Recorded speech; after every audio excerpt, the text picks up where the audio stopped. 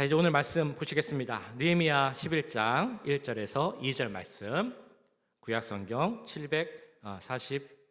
742페이지에 있습니다. 느헤미야 11장 1절에서 2절 말씀.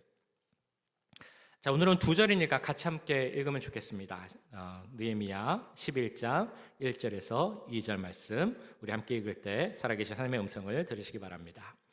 백성의 지도자들은 예루살렘에 거주하였고 그 남은 백성은 제비 뽑아 10분의 1은 거룩한 성 예루살렘에서 거주하게 하고 그 10분의 9는 다른 성읍에 거주하게 하였으며 예루살렘에 거주하기를 자원하는 모든 자를 위하여 백성들이 복을 빌었느니라. 아멘. 자, 옛날에 한 농부가 있었습니다. 이 농부는 자기가 소유하고 있는 작은 땅, 그러니까 작은 토지를 소유하고 거기서 농사를 지었습니다. 이 농부에게는 소원이 하나 있었는데 무엇이었냐면 조금 넓은 땅을 내가 갖고 내 땅에서 마음껏 농사 짓는 게 이 농부의 소원이었습니다. 자, 그런데 어느 날 놀라운 소식을 듣게 됩니다. 저기 어떤 다른 마을이 있는데 그 마을에 가서 어느 정도 일정의 금액을 내게 되면 내 마음대로 땅을 가질 수 있다라는 것입니다.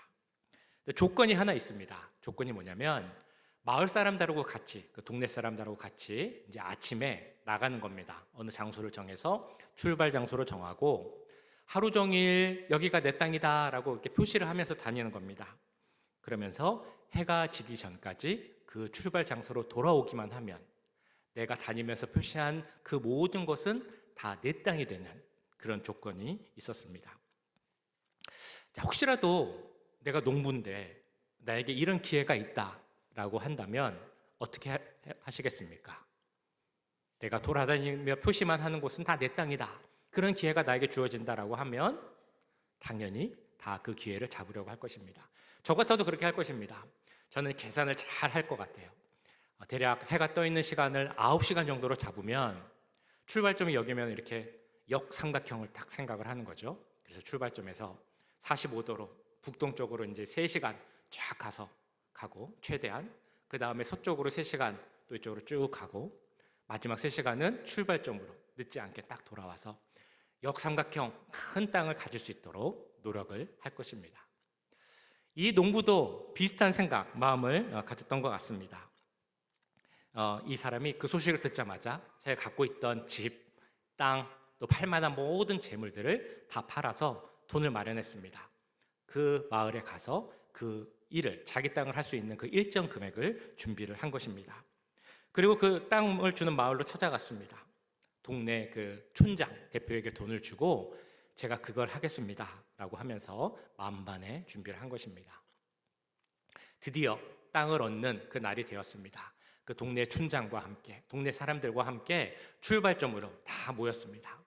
근데 이 동네 촌장이 이 사람에게 다시 한번 주의를 주는 겁니다. 당신이 다니면서 표시한 것은 다 당신 땅인데 중요한 것은 해가 지기 전에 꼭 돌아와야 됩니다. 해가 지기 전에 들어오지 못하면 그 표시한 땅도 다 무효고 돈도 돌려주질 않습니다. 이렇게 다시 한번 확인을 하는 겁니다.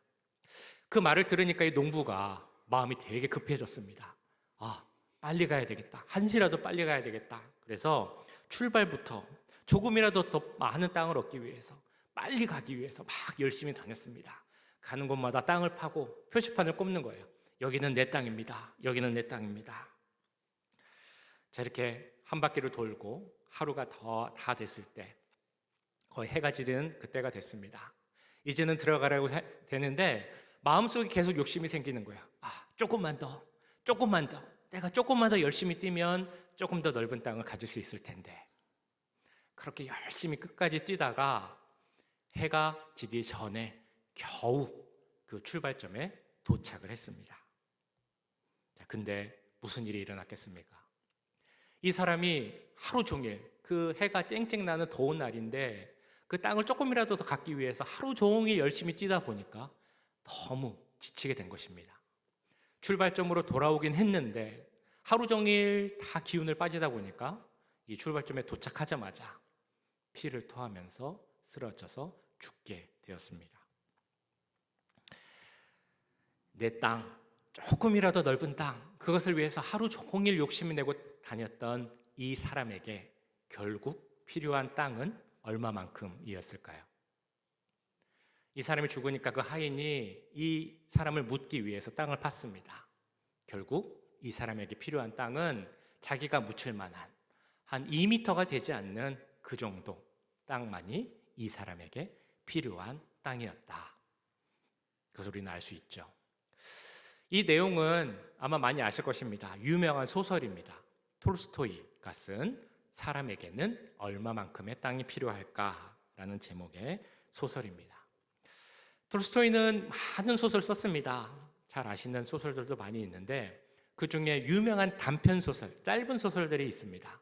지금 말씀드린 사람에게는 얼마만큼의 땅이 필요할까라는 제목의 소설도 있고, 또 사람은 무엇으로 사는가라는 그런 제목의 소설도 있습니다.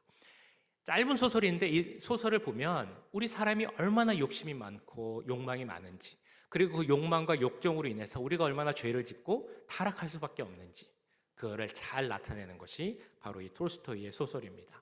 오늘 말씀드린 이 소설, 사람에게는 얼마만큼의 땅이 필요한가, 이 소설을 보면서도 짧은 소설이지만 참 우리에게 많은 생각을 하게 해주는 그런 소설입니다. 이 어리석은 사람을 보면 우리도 그런 생각을 하게 되는 거죠. 혹시 나도 이 사람처럼 어리석은 모습, 어리석은 판단을 하는 것은 아닐까?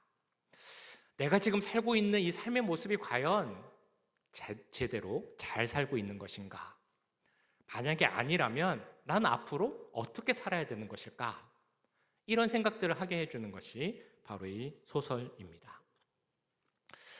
우리가 살아갈 때 우리 가운데에 정말 중요한 것, 우리가 버려야 하지만 버리지 못할 것이 있습니다. 그것이 바로 이 소설의 주인공에도 나온 것처럼, 그 마음이 갖고 있었던 것처럼 그 욕심이라는 것을 우리가 참 버리지 못합니다. 욕심을 버리고 살아야 된다, 마음을 비우고 살아야 된다, 너무 잘 알고 있고 또 그렇게 하려고 우리가 노력을 하지만 그게 참 쉽지 않다는 것을 우리는 또한 잘 압니다.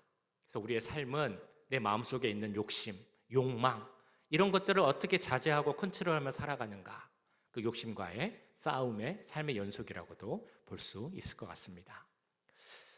우리가 계속 보고 있는 이 느헤미야 말씀, 오늘은 느헤미야 11장 말씀을 보셨는데요. 느헤미야 시대에 예루살렘 성벽을 이제 마쳤습니다. 이 52일 만에 모든 재건 사업이 다 끝났습니다. 이 성벽을 세운 것은 예루살렘이죠. 예루살렘은 이스라엘의 수도입니다. 잘 아시는 것처럼 어느 나라든지 간에 제일 중요한 도시가 바로 이 수도입니다. 왜냐하면 수도가 잘 돌아가야 그 나라의 모든 것들이 정상적으로 돌아가기 때문입니다. 예루살렘, 이스라엘도 마찬가지입니다. 예루살렘이 제대로 되고 잘 돌아가야 이스라엘이라는 나라가 잘 돌아가게 됩니다. 자, 근데 예루살렘에 문제가 생겼습니다. 무엇이냐면 예루살렘을 다시 다 새로 지었는데, 성벽을 지었고 이제 성읍이 완성이 되었는데, 그러니까 이 예루살렘이 제대로 그 기능을 발휘하려면 사람이 있어야 하지 않겠습니까? 그런데 예루살렘 성이 텅텅 비어 있는 겁니다. 사람이 없습니다. 그래서 오늘 대두되는 문제가 뭐였냐면 이 예루살렘에 누가 들어가 살 것인가? 이것이 바로 오늘 말씀의 그 배경입니다. 그 당시 사람들은 예루살렘 성을 들어가서 살기를 참 꺼려했습니다. 말씀드렸던 것처럼 예루살렘은 이스라엘의 수도입니다. 그리고 새롭게 지어진 곳, 우리가 요즘 말로 하면 신도시 혹은 신시가지, 그런 느낌이 있을 것도 같은데 왜 그 이스라엘 백성들은 이 예루살렘에 들어가 사는 것을 싫어했을까요? 사실 제가 신도시, 신시가지라고 말씀드렸지만 그것이 있기보다 먼저 예루살렘 하면 생각나는 것은 그 당시에 적의 공격 대상 1호, 첫 번째가 바로 예루살렘이었기 때문입니다. 아직 이스라엘은 모든 것이 안정된 상태가 아닙니다. 모든 것이 위험하고 불안한 상태입니다. 적의 공격도 아직 받을 수 있는 위험이 있는 상태입니다. 적이 공격하면 가장 먼저 공격하는 곳이 어디겠습니까? 이스라엘의 수도 예루살렘이었습니다. 이런 위험이 있었기 때문에 예루살렘에서는 항상 훈련이 있었다고 합니다. 어떻게 방어할 것인지, 어떻게 적군을 공격할 것인지, 방어 훈련, 적군 공격 훈련이 항상 있었습니다. 그리고 통제되었습니다. 저는 그 시대를 살지는 않았지만 우리 한국에도 예전에 통행금지가 있었죠. 통행금지. 사실은 그 시대 얼마나 불편하셨겠습니까? 나가고 싶어도 일이 있어도 못 나가는 상황이 바로 이 통행금지입니다. 예루살렘이 그랬습니다. 무슨 필요한 일이 있어도 나가봐야 돼도 엄격하게 통제되고 또 관리되었기 때문에 여러 가지 불편한 상황이 있는 것이 바로 이 예루살렘이었다는 것입니다. 그러다 보니까 예루살렘 하면 위험한 곳, 살기 힘든 곳, 들어가서 살기 꺼려지는 곳이라는 그런 생각이 들었다는 것입니다. 뿐만 아니라 이 예루살렘에서의 삶은 거기 사는 사람들한테 이익은 없고 손해만 있는 그런 삶이 있는 곳이 바로 예루살렘이었기 때문에 사람들은 그곳에 들어가기를 싫어했습니다. 성벽은 지어졌지만 사실 아무것도 갖춰진 것이 없습니다. 상권도 없고 시장도 없고 생활 편의시설도 없는 것이 예루살렘입니다. 어쩌면 집도 제대로 아직 못 지어졌을지도 모르겠습니다. 그렇기 때문에 불편한 곳만 많고 손해만 보는 삶을 살아야 하는 것이 바로 이 예루살렘이었다는 것입니다. 어떤 곳에 살기를 원하십니까? 어떤 집을 원하십니까? 라고 여쭤본다면 아마 대부분 이렇게 대답하실 것입니다. 살기는 좋고 환경은 좋고 비용은 적게 드는 곳, 그것이 가장 좋은 곳이라고 말할 것입니다. 그런데 사실 우리가 눈 씻고 찾아봐도 돈은 조금 드는데 살기 좋은 그런 곳은 거의 없습니다. 그래서 둘 중에 하나만 돼도 좋다라고 생각을 하죠. 살기가 아주 좋거나 아니면 아주 싸거나. 좀 비싸더라도 좋은 집, 좋은 동네라면 그래도 괜찮다라고 생각을 합니다. 혹은 좀 환경이 좋지 않더라도 비용이 적게 든다면 그것도 괜찮을 수 있겠다라고 생각을 합니다. 그런데 비용도 많이 들면서 집도 안 좋다면 누구도 거기 들어가서 살려고 하지 않을 것입니다. 오늘 말씀에 나오는 예루살렘이 그랬다는 것입니다. 불편하고 손해보는 삶이 예루살렘에서의 삶입니다. 그렇지만 누군가는 꼭 들어가서 살아야 하는 상황. 거기에 누가 들어가야 하겠습니까? 1절에서는 이렇게 말씀합니다. 백성의 지도자들은 예루살렘에 거주하였고 그 남은 백성은 제비 뽑아 10분의 1은 거룩한 성 예루살렘에서 거주하게 하고 그 10분의 9는 다른 성읍에 거주하게 하였으며. 앞부분을 보시면 누가 들어갔다고 나오죠? 백성의 지도자들. 어렵고 손해보는 힘든 일 다른 사람에게 해라 라고 강요하는 것이 아니라 백성의 지도자들이 손해를 보며 들어갔다라는 것입니다. 이 리더, 지도자들의 역할이 무엇입니까? 다른 사람들이 하기 싫어하는 것을 먼저, 그것이 손해라 할지라도 힘들다 할지라도 내가 먼저 하는 것이 바로 이 리더, 지도자의 역할입니다. 그래서 솔선수범하면서 본을 보이는 것, 이것이 바로 좋은 지도자의 모습이고 역할이겠죠. 그렇게 본다면 우리가 좋은 지도자, 리더, 그러니까 어려운 일을 먼저 하고 좋은 걸 하는 게 아니라 어려운 일을 하면서 본을 보일 수 있는 그런 지도자를 만날 수 있다는 것, 그것은 참 은혜이고 축복입니다. 그런데 이렇게 어려운 일을 먼저 하는 것, 손해보고 어려운 일을 하면서 본을 보이는 것, 그런 것을 우리가 한번 해보면 어떻겠습니까?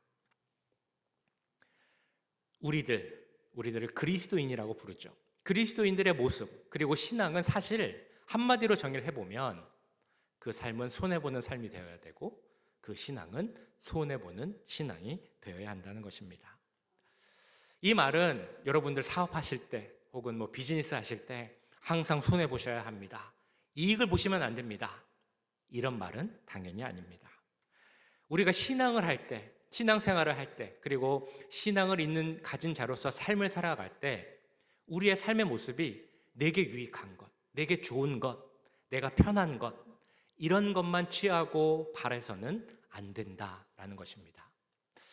성경을 보면 그래서 그 성경에 나오는 많은 인물들의 모습은 대부분이 손해보는 삶의 모습을 보여주고 있습니다. 구약에 정말 많은 인물들이 있죠. 근데 그 중에서 손해보는 인물들 혹시 누가 생각이 나십니까?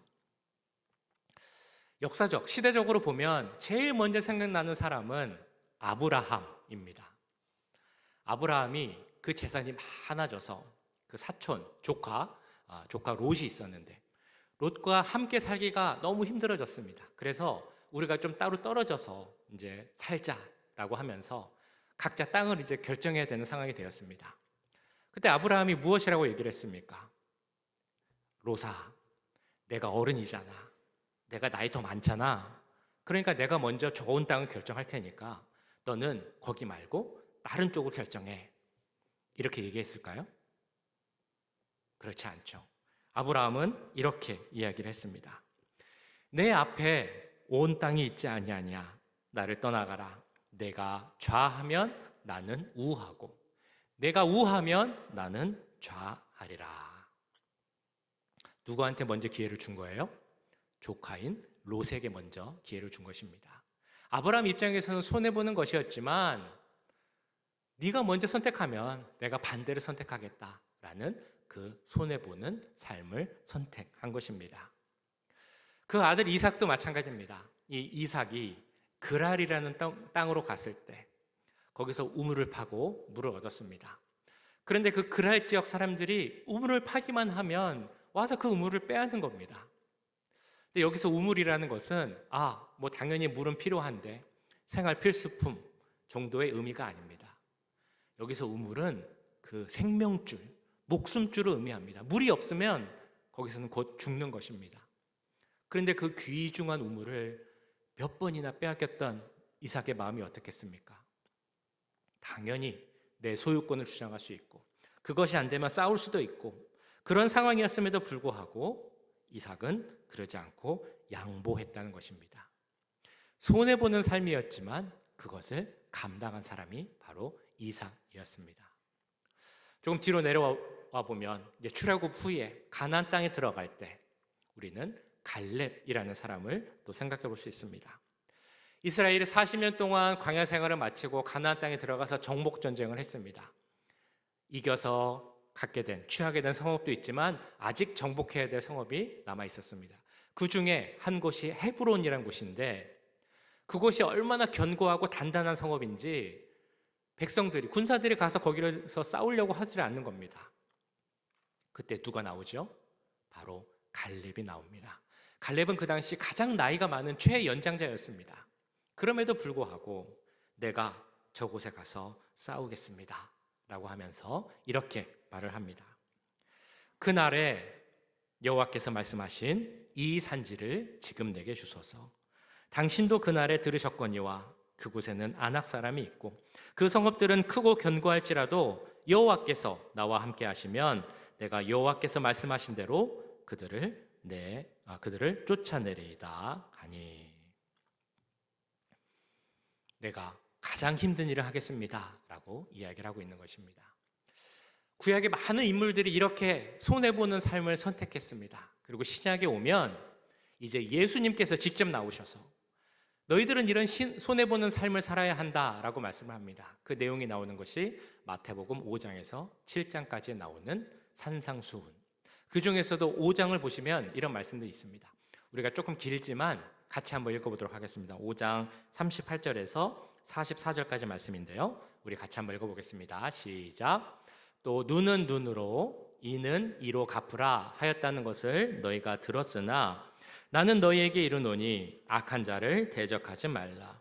누구든지 내 오른편을 치거든 왼편도 돌려대며 또 너를 고발하여 속옷을 가지고자 하는 자에게 겉옷까지도 가지게 하며 또 누구든지 너로 억지로 오리를 가게 하거든 그 사람과 심리를 동행하고 내게 구하는 자에게 주며 내게 꾸고자 하는 자에게 거절하지 말라. 또 내 이웃을 사랑하고 내 원수를 미워하라 하였다는 것을 너희가 들었으나 나는 너에게 이르노니 너희 원수를 사랑하며 너희를 박해하는 자를 위하여 기도하라. 얼마나 손해보는 모습입니까? 얼마나 힘들고 어려운 일입니까? 왜 예수님은 이렇게 어렵고 힘든 일을 우리한테 하라고 하셨을까요? 오른편 뺨을 맞는 것도 화나고 안 좋은 일인데 왼편 뺨까지 돌려서 대라라고 말씀하십니다. 내가 저 사람하고 오리를 같이 가주는 것도 정말 큰 일인데 주님은 그걸로 안 되고 심리를 같이 가져야 된다라고 말씀하십니다. 뿐만 아니라 원수를 사랑하라라고 말씀하십니다. 그게 사실은 가능한 일입니까? 불가능한 일이죠. 나를 힘들고 나를 박해하고 내 마음을 어렵게 하는 사람이 있는데 그 사람을 위해서 기도해 주라라고 말씀하십니다. 왜 예수님은 그렇게 말씀하실까요? 이 힘든 일을 우리가 어떻게 할 수 있습니까? 우리가 예수님 믿는다고 해서 꼭 손해보는 삶을 살아야 되는 겁니까? 그 답을 얻기 위해서 우리는 이 질문을 던져야 됩니다. 이 세상에서 가장 큰 손해를 보신 분은 누구인가요? 라는 질문입니다. 가장 큰 손해를 보신 분은 누구이십니까? 우리 예수님 그리고 하나님이시죠. 하나님은 우리에게 말씀을 주셨습니다. 축복을 하셨고 그 말씀대로 살기만 하면 너희가 큰 축복을 받을 것이다 라고 말씀하셨습니다. 그런데 우리들이 그 말씀을 순종하지 않고 죄를 지었습니다. 그래도 우리 하나님은 우리를 참아주시고 기다리시고 인내하셨습니다. 끝까지 참고 기다려주셨는데 우리 인간은 끝까지 돌아가지 않았습니다. 그래서 하나님께서 선택하신 방법이 그 사랑하는 아들 독생자 예수 그리스도를 이 땅에 보내주신 것입니다. 하나님 입장에서 이게 얼마나 손해입니까? 예수님도 마찬가지입니다. 예수님은 어떤 분이냐면 티끌 같은 죄도 없는 정말 정결한 분이 바로 우리 예수님입니다. 그런 예수님께서 우리의 죄 때문에 우리의 죄를 용서하시고 구원하시기 위해서 십자가에서 죽으시고 못 박히시고 죽으셨다는 것입니다. 이 얼마나 손해보는 일입니까? 정말 남지 않는 장사 하신 분이 우리 예수님입니다. 가장 큰 손해를 보신 분이 우리 하나님 그리고 아들 예수님이신데 도대체 왜 예수님은 그거를 하신 것일까요? 왜 손해보는 일을 하신 것입니까? 바로 우리를 사랑하시기 때문입니다. 우리를 사랑하셔서 우리를 구원하시기 위해서 그 손해보는 일, 십자가 사역, 그 고통을 감당하신 분이 바로 우리 예수님이라는 것입니다. 그런 사랑을 받은 우리이기에 우리는 그 예수님의 길을 따라야 함을 믿습니다. 정말 그러기 원하시죠? 정말 주님이 따라가신 그 길을 그대로 따라가시겠습니까? 그렇다면 우리는 손해보는 그 길을 가야 한다는 것입니다. 아까 말씀드렸던 구약에 나오는 인물, 손해보는 삶을 살았던 아브라함, 이삭, 갈렙, 그들이 그 길을 택할 수 있었던 이유가 무엇이겠습니까? 그것은 바로 그것이 손해인 것을 알지만 그럼에도 하나님께서 나와 함께 하시고 내가 손해보는 선택을 할 때 그 길을 보호해 주시고 내 편이 되어 주실 것을 확신했기 때문에 그들은 그 선택을 할 수 있었던 것입니다. 아브라함이 눈에 봤을 때 저 땅에 물이 많고 기름진 땅이라는 것을 알지만 내가 먼저 선택하지 않고 롯한테 먼저 선택하라고 할 수 있었던 이유는 내가 그 땅을 가지 않더라도 하나님께서 나와 함께 하시고 나를 보호해 주실 것을 확신했기 때문입니다. 이삭이 그 땅에서 우물이 정말 귀하고 얻기 힘든 것을 알았지만 내가 하나님 믿고 양보하고 손해보면 어딜 가서 파든지 간에 새로운 우물에서 새로운 물이 날 것을 확신했기 때문에 이삭은 양보할 수 있었던 것입니다. 갈렙도 마찬가지입니다. 저 성읍이 아무리 높고 아무리 견고해도 하나님께서 나와 함께 하시기에 나에게 있는 것은 승리밖에 없다라는 것을 확신했기 때문에 그는 그러한 손해보는 선택을 할 수 있었던 것입니다. 그렇다면 우리도 하나님께서 우리와 함께 하시고 보호하실 것을 확신할 수 있으십니까? 예수님의 그 십자가 보혈의 능력이 나와 함께 하시고 나를 지켜주시고 그래서 우리를 승리하게 하실 것을 확신하십니까? 그렇다면 손해보는 삶, 손해보는 신앙을 한번 실천해 보시기 바랍니다. 그럴 때 하나님께서 우리와 함께 하시고 도우실 줄 믿습니다. 우리가 이런 말씀을 들으면 우리 마음속에 결단합니다. 제가 이젠 앞으로 손해보는 신앙을 한번 살아보겠습니다. 그런데 한편으로는 또 이런 질문이 들긴 합니다. 그거 참 좋습니다. 원수 사랑하고 나를 박해하는 자를 위해서 기도하고 어렵고 손해보는 선택을 하는 건 참 좋습니다. 그런데 실제로는 그렇게 하는 것이 쉽지 않습니다. 그러니까 목사님, 실제로 그렇게 할 수 있는 방법을 알려주세요 라고 하시는 분도 계실 수 있습니다. 어떻게 하면 될까요? 손해보는 것을 우리가 선택해야 되는데 그렇게 하면 좋겠다라고 생각을 하는데 그것이 참 쉽지 않은 경우 어떻게 해야 되겠습니까? 저한테 물어보신다면 저는 이렇게 말씀드리겠습니다. 손해를 손해로 생각하지 않는 마음을 갖는 것.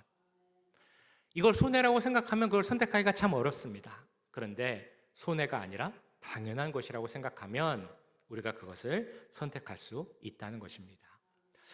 지금 우리 한국, 대한민국의 그 가요가 참 인기가 많습니다. 그 중에 유명한 그 팀 중에 그 BTS라는 팀이 있는데요.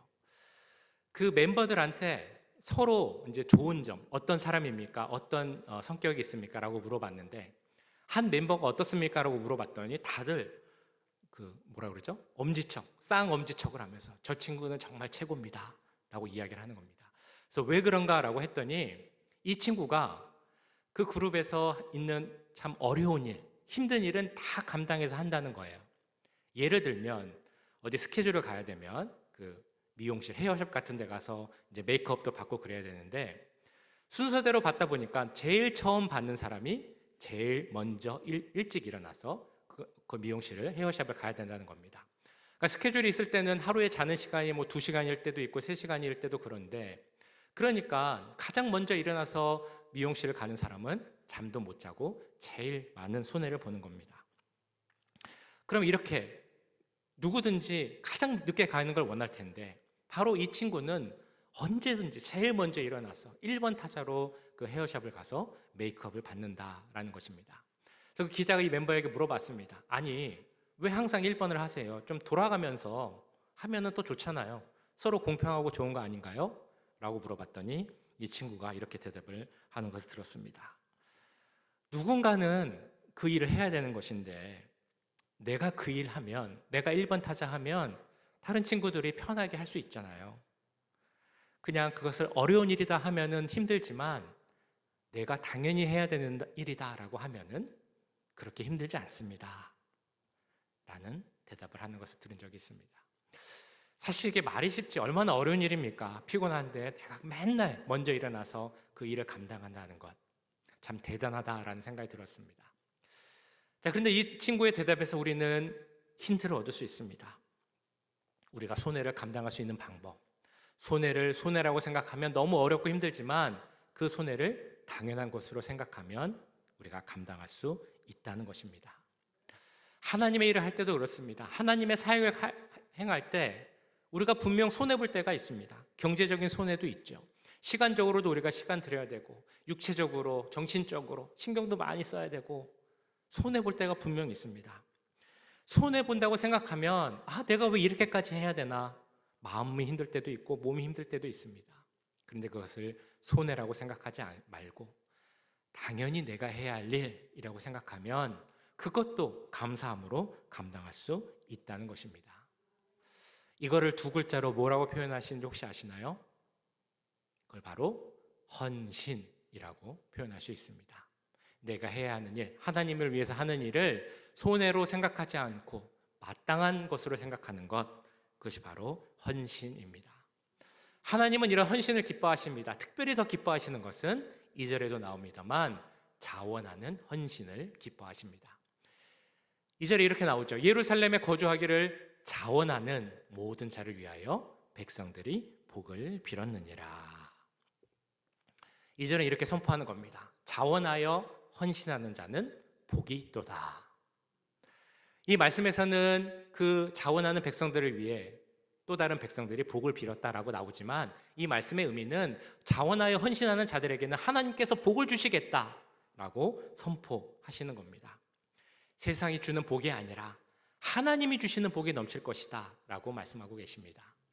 그렇게 우리는 생각의 전환을 해봐야 됩니다. 패러다임 시프트라고 하죠. 그것은 뭐냐면 우리 마음속에 이런 생각이 있을 거예요. 헌신 좋습니다. 좋은 거 알아요. 헌신하면 축복받는 거 저도 알고 있습니다. 그런데 그게 힘듭니다. 그래서 저는 가능하면 해보겠지만 혹시 안 되면 어쩔 수 없습니다. 라고 마음속에 생각을 하고 계시다면 그거를 시프트하는 겁니다. 변화시키는 겁니다. 어떻게 하냐면 주를 위한 헌신, 하나님 나라를 위한 헌신이라면 그것이 선택이 아니라 마땅히 당연한 것으로 제가 받아들이겠습니다. 손해를 손해라고 생각하지 않고 아니라고 생각할 때 그것을 다 감당할 수 있었던 것처럼 헌신도 선택이 아니라 당연한 것으로 생각할 때 우리 모두가 그 모든 것들을 감당해낼 줄 믿습니다. 그리고 그것을 헌신으로 마땅한 것으로 감당할 때 하나님께서 우리에게 주시는 축복이 가득 넘치게 될 줄 믿습니다. 예수님께서 왜 십자가를 감당하셨습니까? 예수님이 꼭 십자가를 지셔야 하는 것은 아니었습니다. 그럼에도 불구하고 그 십자가를 선택하신 이유, 그것을 손해라고 생각하시지 않고 마땅한 것으로 생각하시고 우리 주님은 그것을 감당하셨다는 것입니다. 우리도 그리스도인으로서 예수님의 길을 따라가는 길을 선택을 하다 보면 손해가 될 때 있고 힘들 때가 분명히 있을 것입니다. 그러나 그것을 손해라고 생각하지 말고 선택적으로 해도 되도 일, 안 해도 되는 일이라고 생각하지 말고 주님 일이니까, 하나님 나를 위한 일이니까 마땅히 해야 되는 일이다 라고 생각하면 하나님께서 그것을 얼마나 기뻐하시겠습니까? 그런 선택을 하는 자에게 우리 주님께서 큰 축복, 오늘 말씀에 나온 것처럼 큰 은혜와 복을 더하게 될 줄 믿습니다. 하나님이 주시는 그런 축복이 이 자리에 계신 모든 분들에게 가득 넘칠 수 있기를 주님의 이름으로 간절히 축복합니다. 기도하겠습니다.